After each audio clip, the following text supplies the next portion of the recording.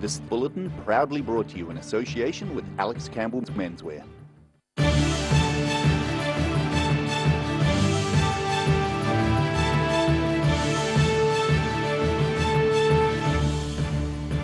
Tonight on The South Today, organisers say this year's Bronze Easter Egg Run will be the last. A group of Dunedin school pupils may be spotted at an expo in Dubai for their acne cream. And forget life on Mars, it seems there's been life in the Earth's ice for ages.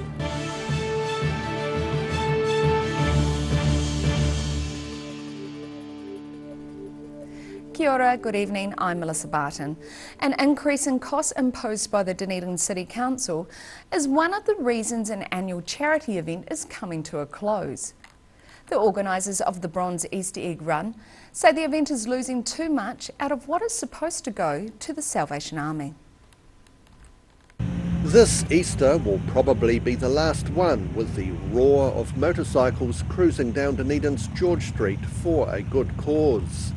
Christine Scorange of the Otago branch of bike rights organisation New Zealand says that declining participation and increasing costs mean the Bronze Easter Egg Run is no longer viable as a fundraiser, with the event costing about $1,000 to put on. Costs have gone up quite a bit. We need to get traffic management involved because we have so many bikes on the road and we don't want to be a hazard to anyone because we're going down the main road. There's also fees involved with the Octagon now, which we never used to have, advertising fees, the council need to advertise as well, and the more money I spend on an event, the less money I can give away to all of our other charities, not just Salvation Army.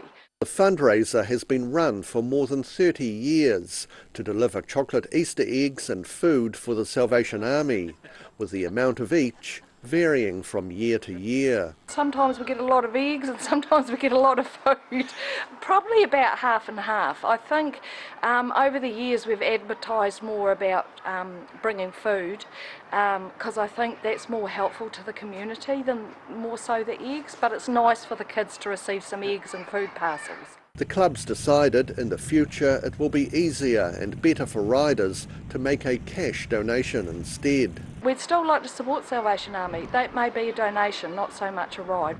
But the roar of gift-bearing motorcycles travelling through Dunedin's CBD won't disappear entirely, with the December toy run growing in popularity and still to be held annually. In Dunedin, The South Today. A lethal parasite has been found in the wild oyster population in the Foveaux Strait, and some worry it could mean the end of the industry. 3 wild oysters were found this week to be infected with Boehmia austrae in a small area near Stewart Island. Bluff oysterer John Edmondson said if it's true, it could have a dramatic effect on the industry. He believes it is the first time the parasite has been found in the wild, and he's concerned it will be hard to contain. Biosecurity New Zealand is set to begin further testing of the oysters, but so far no infection has been found at 5 other sample sites. 3 school pupils may be chosen to demonstrate their enterprise at the expo in Dubai next summer. The young entrepreneurs from Bayfield High School have had enormous success selling barberry powder for its medicinal properties. Robert Donoghue, Abby Green and Alex Livingston of Bayfield High School won the local Young Enterprise Awards last year for producing and marketing a powdered version of Persian barberries. The pupils say the powder hadn't been seen in this country before and started marketing it under the name of Abauro as a cure for acne. So what we found is that heaps of teenagers struggle with the acne, both the pain of it, the look of it, and the mental health issues that can be caused by it. And this amazing treatment that is all natural, very effective, very fast acting, you weren't able to find it in New Zealand before we came along, so we were able to introduce it into the New Zealand market. The team imports the berries and turns them into a powder which can be added to many breakfast foods. Once consumers have their powder, then they're able to add it to any food products that they'd like. So we found lots of people have put it in smoothies or yogurt, muesli, things like that. It works really well, but you could also just add it as an ingredient into baking or something like that. The barberries contain a compound called berberine, which acts as an antioxidant and, as well as reducing acne, may improve blood sugar levels, treat diarrhoea and fight inflammation. Every single piece of feedback we've had is that it's been very successful and it's helped people with their acne. The pupils are now one of 5 companies which will be mentored through a program run by New Zealand Trade and Enterprise. Culminating in a Dragon's Den type pitch, they'll be in with a chance to receive an all expenses paid trip to the Expo in Dubai next summer to demonstrate their product. In Dunedin, The South Today. Supporters of the contentious olive leaf building proposed for Arrowtown are not throwing in the towel yet. The Olive Leaf Centre Trust has appealed last year's decision by independent commissioners to turn down a proposal for a multi-purpose parish and community centre on land beside the St Patrick's Church. Trust Chairman Colin Bellott says it's lodged an appeal with the Environment Court. That appeal has been referred to a court-appointed commissioner to arrange mediation between the Trust and the Queenstown Lakes District Council.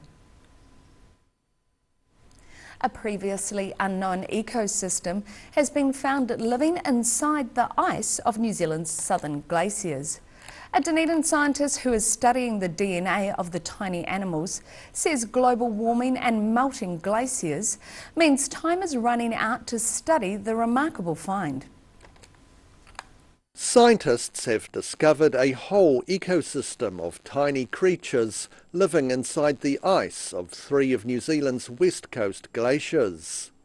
University of Otago Professor of Biochemistry Peter Dearden has been sequencing the DNA of the creatures and says it's remarkable to discover a whole ecosystem living in such an inhospitable environment. Things living in ice is weird, right?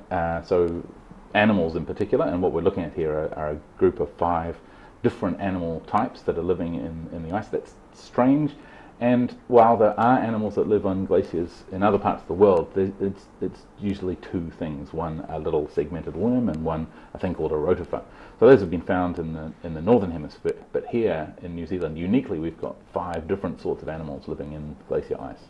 It's thought the tiny creatures have been present there for a long time and during the last ice age were possibly part of a single community spanning the Southern Alps.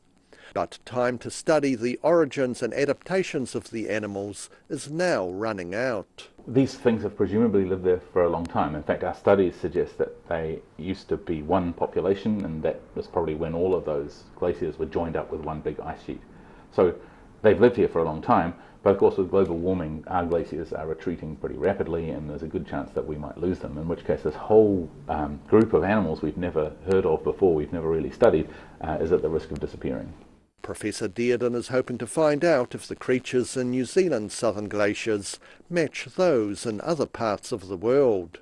In Dunedin, The South Today. Still to come on The South Today, we catch up with an Otago woman drawing a curtain on an interesting career, and nearly 100-year-old war memorial gets a beauty makeover in Invercargill, so catch this and more after the break.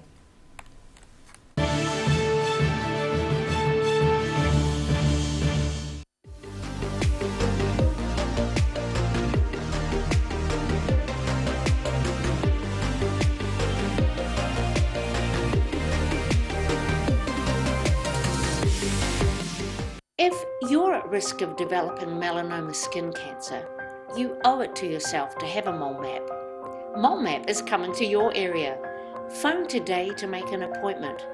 It could save your life. Hi, it's Lindsay here from Alex Campbell Menswear. Our 3 stores have got a deal for you. We're going hard, we're going early, so we've gone hard on the prices, 50% off, a great selection. Shorts, look at all these shorts. T-shirts, they're all half price. Check out all those tees along there. What about all these ones down here? Also at a great saving, 50% off. We're going hard, we're going early. Polo shirts, short sleeve shirts, there's such a variety. Alex Campbell Menswear, it fits. It's the Alex Campbell Menswear, go hard, go early, summer sale. Don't miss this one. Ah, TV, our favourite babysitter. But it can be tough keeping up with what our tamariki are watching. Luckily, the Broadcasting Standards Authority has made some smart changes to the classification labels. Ooh! Plus changes to the time of day certain rated shows will air, and awesome new parental lock features, meaning your babysitter's job is safe. Find out more at safeviewing.co.nz. A poorly maintained heat pump can lose up to 35% of its output. The Mr. Heat Pump Cleaner team are experts. Their specially developed chemical wash is totally biodegradable. Call Mr. Heat Pump Cleaner and get the job done by the professionals.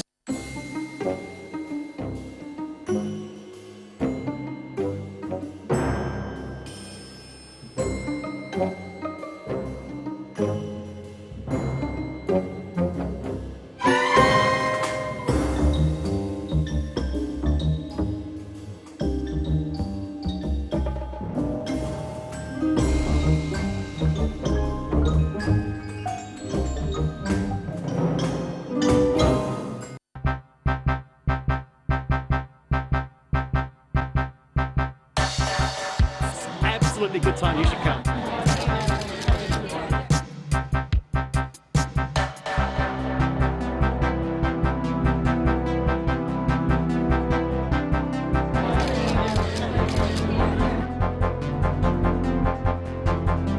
Absolutely.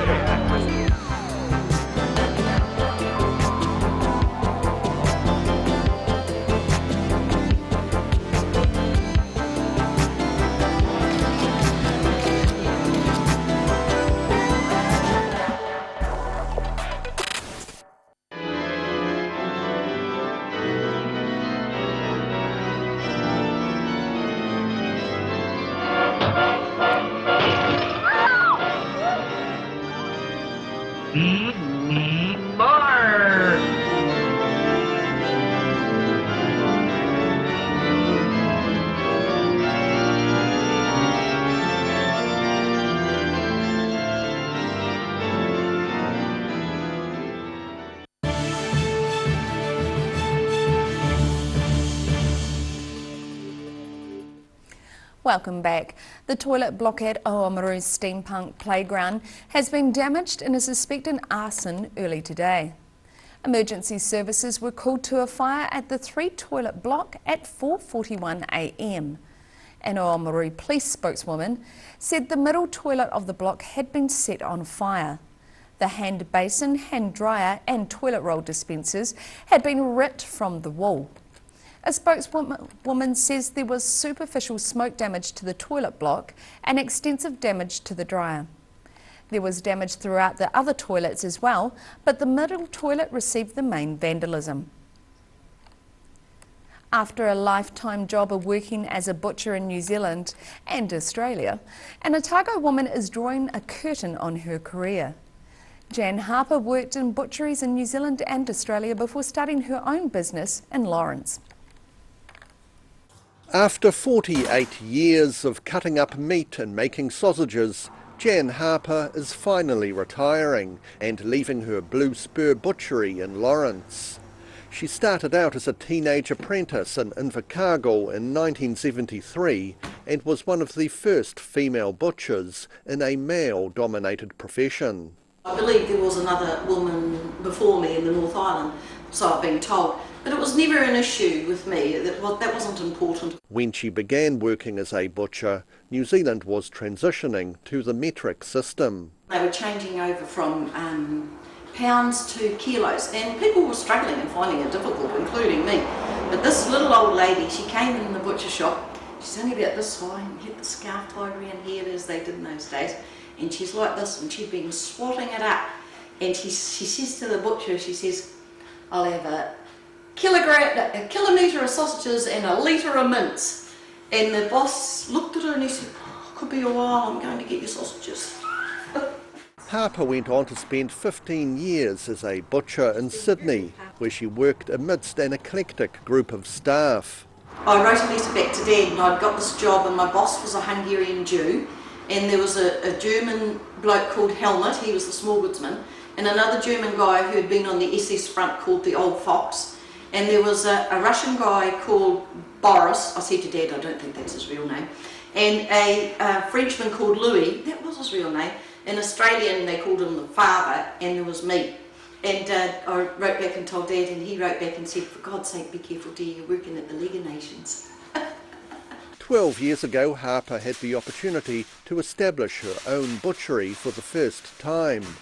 While it hasn't always been easy owning a small business, she says it's with much sadness that she's finally retiring. In Lawrence, the South Today. A beautification project is underway in Invercargill to restore a nearly 100-year-old war memorial. The project is just one of many around the city, funded by the government's Provincial Growth Fund.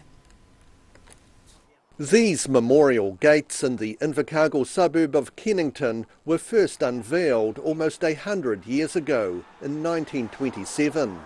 Over time, the gates, which contain the names of over 100 servicemen, have fallen into disrepair, but continue to be of historical importance for many locals. People still come here and on Anzac Day without a service and sit at the gates. To give the site a much-needed spruce-up, 3 large gum trees and overgrown shrubbery have been removed and replaced with new plantings. That it looked really untidy and unkempt. And we used to have people come around, throw their bottles, do what young people do, create a nuisance in themselves and basically just trash the place. But now look at it, they don't come in here anymore and do that. So it's opened up people's eyes in the community that something's actually happening here. And a lot of positive comments. We've only had one negative comment now from a person that said, why'd you chop the trees down? You know, but ask yourself. The work has been funded by the Invercargill City Council out of a $680,000 cash injection from the government's Provincial Growth Fund, earmarked for a number of restorations around the city. The idea of the funding is that we use contractors rather than our own staff, so that we're actually putting the money from the government money out to the community to get people back into work after COVID. Other government-funded projects include Waikiwi Memorial Park, Myros Bush Memorial Gates, Southland Footballers Memorial Gates and the Southland Cenotaph. In Invercargill, the South Today. After the break on the South Today, tiny railways and other models attract enthusiasts from across the south to Cromwell, and we see what the weather has in store for you this weekend. So see you after the break.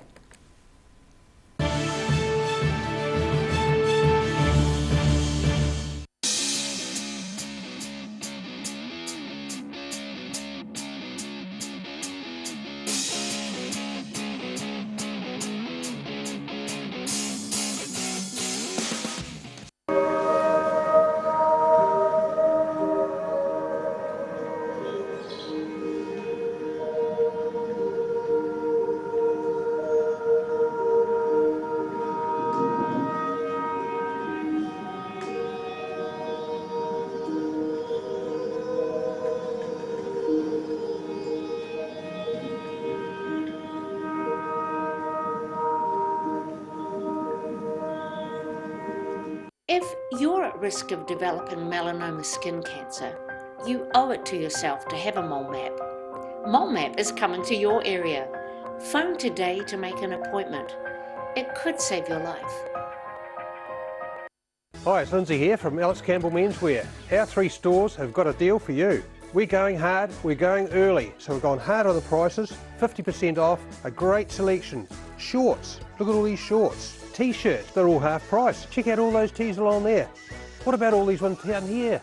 Also at a great saving, 50% off. We're going hard, we're going early. Polo shirts, short sleeve shirts, there's such a variety. Alex Campbell Menswear, it fits. It's the Alex Campbell Menswear. Go hard, go early, summer sale. Don't miss this one. A poorly maintained heat pump can lose up to 35% of its output. The Mr. Heat Pump Cleaner team are experts. Their specially developed chemical wash is totally biodegradable. Call Mr. Heat Pump Cleaner and get the job done by the professionals.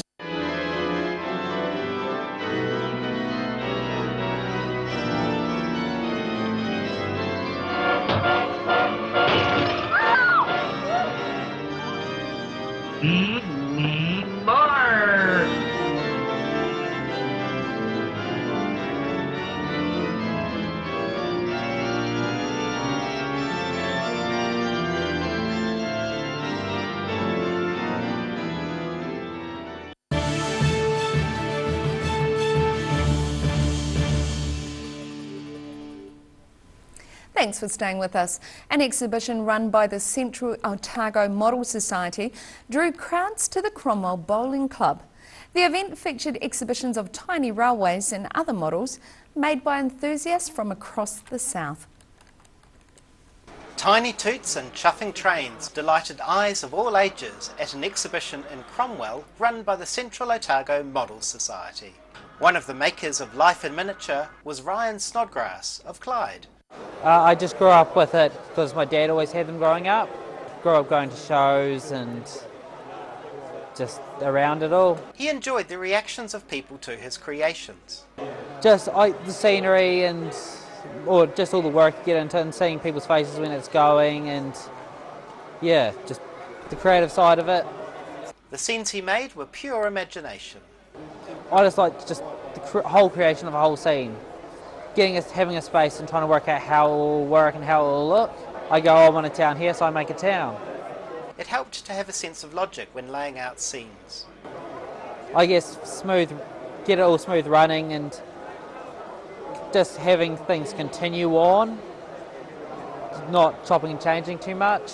Working on the hills, the sand and beaches, just all the wee scenes. In Cromwell for the South Today.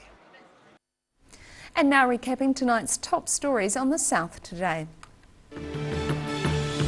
Organisers say this year's Bronze Easter Egg Run will be the last for financial reasons.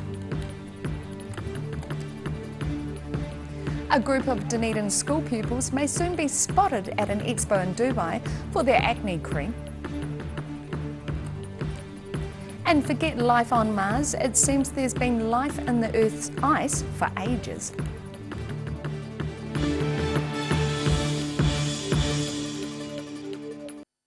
And now look at what's happening in tomorrow's ODT. Welcome, Barry Stewart. What have you got for us in this weekend's Melissa. paper? Well, it's a sad day, so we've got plenty of reading and plenty of good material in the mix and in sport and on the front page. And talking of the front page, we've got a story about funding problems that could put the brakes on sorely needed Dunedin transport projects, the City Council has warned. So we have a story on that, and we also have a story on Aaron Smith, who will tonight become the most capped Highlander player in its history, beating Ben Smith. So that match against the Hurricanes tonight will be his 154th, I think it is. Don't quote me. That's quite an amazing achievement. Oh, absolutely. So he's been, a brilliant player for us over that period. So we will be there to capture the emotion and excitement of the event, and hopefully report on a convincing Highlanders win. Yeah. So we'll look for that. And we have a story from Central Otago about the fruit industry there, and they're not happy about the influx of workers there. They are suggesting they're not quite up to speed, so there's concerns there according to industry leaders. University of Otago have rated second highest nationally among all New Zealand universities in the latest QS World University Subject Ratings or rankings. The university has now 5 subjects in the top 50, so that's a good performance from our university. It's always good to hear. Absolutely. And on the business pages, we profile South Otago Dairy farmers, Scott and Ann Henderson, who were recently crowned Share Farmer of the Year winners. Our rural editor Sally Ray caught up with them and talks about life on the farm, so it's an interesting story. Wonderful, so you can catch all of that in tomorrow's ODT. And now it's time for a look at the weather. Tonight's weather proudly brought to you by Mole Map. Beginning with the southern view, autumn leaves in South Dunedin.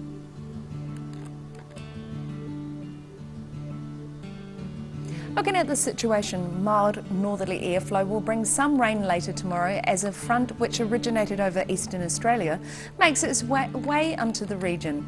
Cooler southwesterly airflow will arrive on Sunday with showers.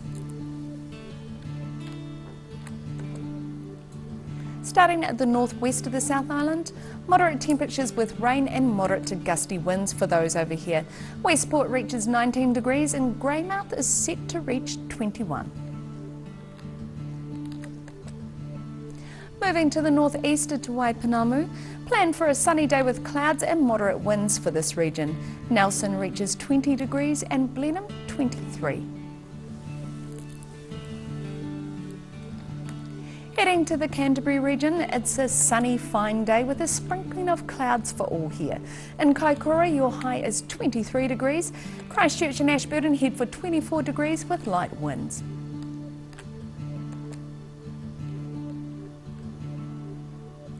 Moving to the southern towns, the Catlins, Balclutha, Lumsden and Gore all head for 19 degrees with fresh northerlies and some rain later on. Looking to the central region, it's mostly fine weather with fresh northerlies and rain later on for all over here. 20 degrees for Wanaka, Queenstown and Alexandra, while Te Anau is slightly lower on 18 degrees.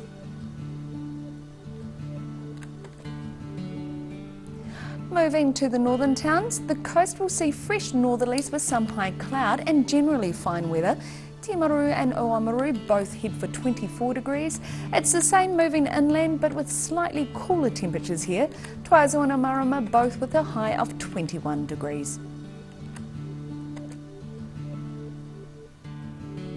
In Dunedin, fine tonight with an overnight low of 14.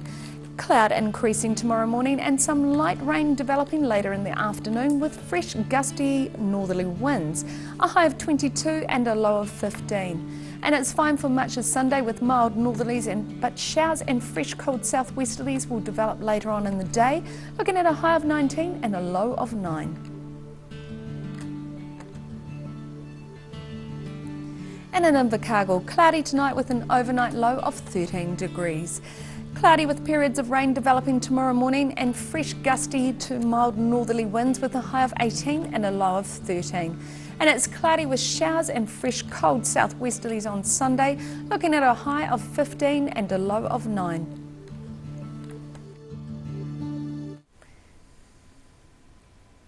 And that's almost all from the South Today team for this Friday. For the latest news from the southern region, head to odt.co.nz and follow Channel 39 on Facebook and YouTube.